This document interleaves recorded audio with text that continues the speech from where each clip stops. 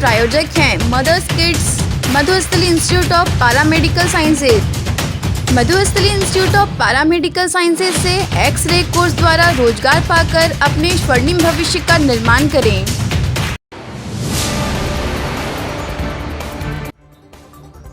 मधुपुर उपचुनाव को लेकर डीसी एवं एसपी ने की प्रेस वार्ता।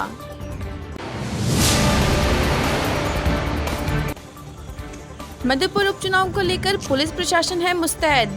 सीमावर्ती इलाकों पर गाड़ियों की हो रही है checking.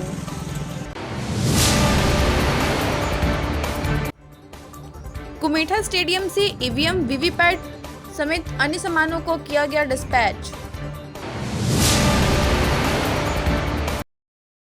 Madhusthali institute of paramedical sciences से DOTT कोर्स द्वारा रोजगार पाकर अपने स्वर्णिम भविष्य का निर्माण करें।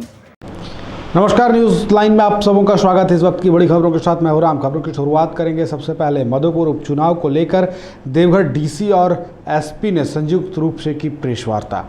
मधुपुर विधानसभा उपचुनाव 2021 को लेकर देवघर डीसी मंजुनाथ भजंत्री एवं देवघर एसपी अश्विनी सिन्हा की अध्यक्षता में प्रेस वार्ता का आयोजन समाहर नालय सभागार में किया गया। इस दौरान देवघर डीसी मंजुनाथ भजंत्री द्वारा जानकारी दी गई कि शनिवार को मधुपुर विधानसभा उपचुनाव के सफल संचालन को लेकर डिस्पैच सेंटर कुमेठा स्पोर्ट्स स्टेडियम से कुल 487 मतदान केंद्रों हेतु पोलिंग पार्टियों को निर्धारित रूट लाइन से रवाना किया गया।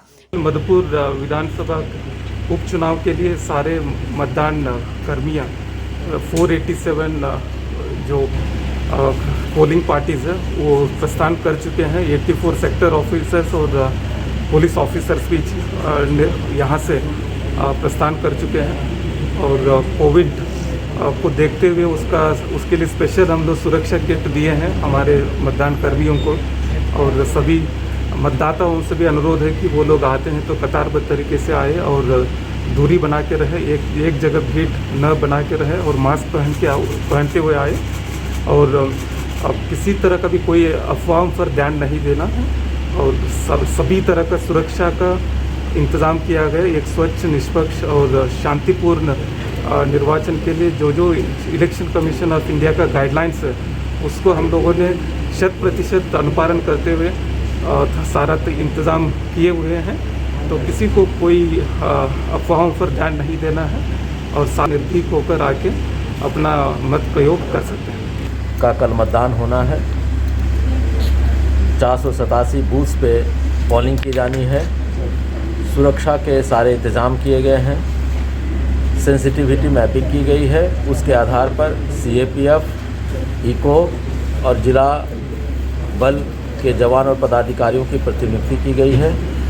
सभी वल्नरेबल एवं क्रिटिकल बूथ पे CAPF की प्रतिनियुक्ति की गई है। 72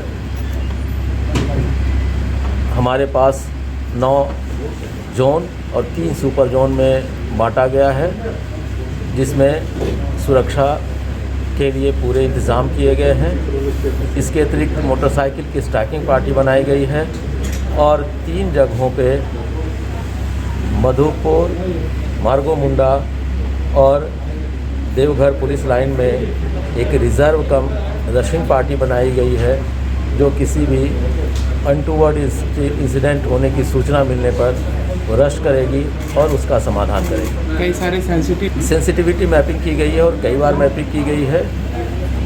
अति संवेदनशील और सामान्य श्रेणी के बूथों में कैटेगराइजेशन किया गया है और उस श्रेणीकरण कैटेगराइजेशन के आधार पर ही CAPF, इको और जिला बल के पुलिस पदाधिकारियों, पुलिसकर्मियों की प्रतिनियुक्ति की गई है। उसकी सेंसिटिविटी के आधार पे, उसी के आधार पर कितनी संख्या में आवश्यकता है यह भी किया गया है। कोविड को लेकर क्या गाइडलाइन दिया गया है सर? कोविड गाइडलाइंस पहले से काफ़ी क्लियर हैं, फिर भी जवानों और पदाधिकारियों को भी इसकी ट्रेनिंग दी गई है।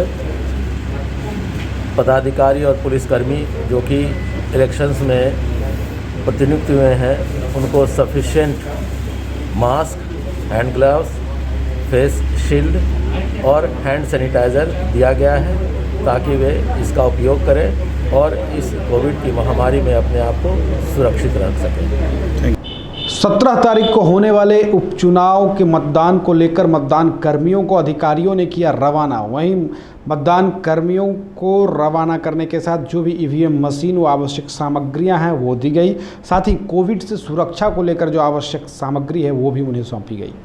मधुपुर उपचुनाव को लेकर शुक्रवार सुबह से ही मतदान कर्मियों का आना शुरू हो गया। सेक्टर 1 स्थित कुमेठा स्टेडियम में मतदान पदाधिकारी कर्मियों सहित पुलिस पदाधिकारियों को ईवीएम, वीवीपैट सहित अन्य सामानों का वितरण किया गया। इसके बाद उनको गंतव्य स्थान के लिए रवाना किया गया। कोविड गाइडलाइन का पूरा पालन किया गया। सामग्री कोषांग पदाधिकारी विशाल दीप खलको ने बताया कि सभी पदाधिकारी और कर्मियों को प्रशिक्षण देने के दौरान इसके बचाव को लेकर सभी जानकारियां दी गई हैं। सभी मतदान केंद्रों में सैनिटाइजर की व्यवस्था की गई। इसके साथ ही सभी को कोरोना गाइडलाइंस के तहत कोरोना से बचाव के लिए सामग्री का भी वितरण किया जा रहा है, जिसमें मास्क, सैनिटाइजर, फेस शील्ड इत्यादि दिया जा रहा है, जिसको सभी मतदान केंद्रों में प्रयोग करने के लिए सभी मतदान कर्मियों को बोला गया।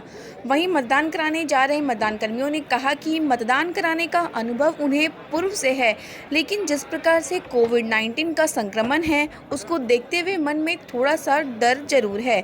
जिला प्रशासन की ओर से कोविड गाइडलाइन का पूरा पालन किया जा रहा है।